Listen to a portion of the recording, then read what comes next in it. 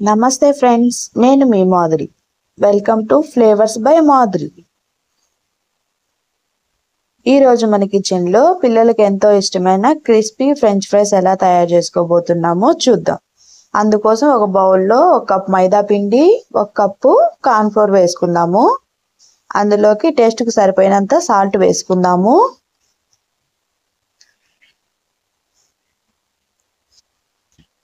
పావు tea spoon మిరియాల పొడి, పావు టీ స్పూన్ కారం. ఇది పిల్లల కోసం కదా, అందుకని ఎక్కువ కారం వేసుకోవట్లేదు. అందులోకి వాటర్ పోసుకొని దోసపిండి ఎలా కలుపుకుంటామో అలాగా ఉండలు లేకుండా బాగా కలుపుకోవాలి. ఇదిగోండి, ఇలా కలుపుకున్నాం కదా.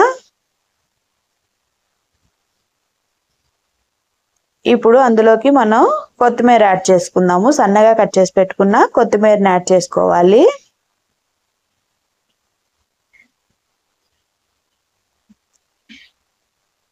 అందులోకి ఫ్రెంచ్ ఫ్రైస్ కూడా వేసుకొని ఇలాగా పిండి అంతా ఫ్రెంచ్ ఫ్రైస్కి పట్టేలాగా కలుపుకుందాము.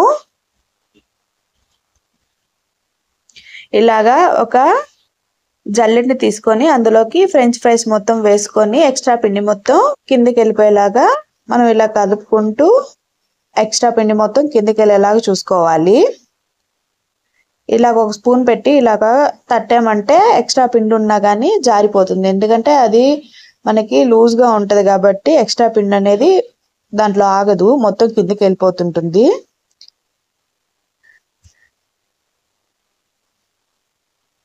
ఇదిగోండి, ఇలా కలుపుకుంటూ ఎక్స్ట్రా పిండి మొత్తాన్ని తీసేసుకోవాలి. ఇప్పుడు మొత్తం ఎక్స్ట్రా పిండి అంతా పోయింది కదా. ఇప్పుడు బాగా హీట్గా ఉండే ఆయిల్లోకి ఈ ఫ్రెంచ్ ఫ్రైస్ని విడివిడిగా వేసుకుందాము. అంతా ఒకటేలాగా వేసుకోకుండా కొంచెం స్ప్రెడ్ చేస్తున్నట్లుగా వేసుకుందాము. ఈ వేసిన వెంటనే మాత్రం కలబెట్టొద్దు, కలబెట్టారంటే ఇరిగిపోతాయి అవి. ఇదిగోండి, కొంచెం సేపు ఆగాక ఇలాగా రెడ్గా వచ్చినాక అప్పుడు కలబెట్టామంటే అప్పుడు విడివిడిగా వచ్చేస్తాయి. ఇదిగోండి, ఇలా కలబెడుతూ గోల్డెన్ బ్రౌన్ కలర్ వచ్చేసింది కదా. ఇప్పుడు వీటిని ప్లేట్లోకి సర్వ్ చేసుకుందాము.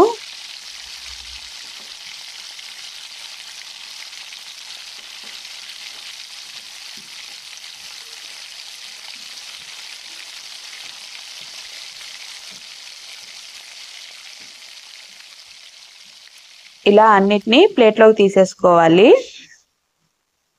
అందులోకి పెరి పౌడర్ ఉంటుంది, అది పైన ఇలాగా స్ప్రింకిల్ చేసుకుందాము. టేస్ట్ అయితే చాలా బాగుంటుంది.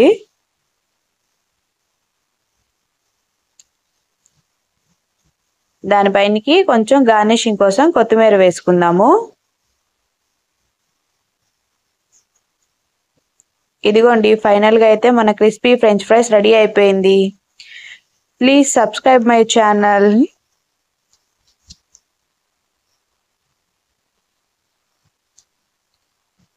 Thank you for watching.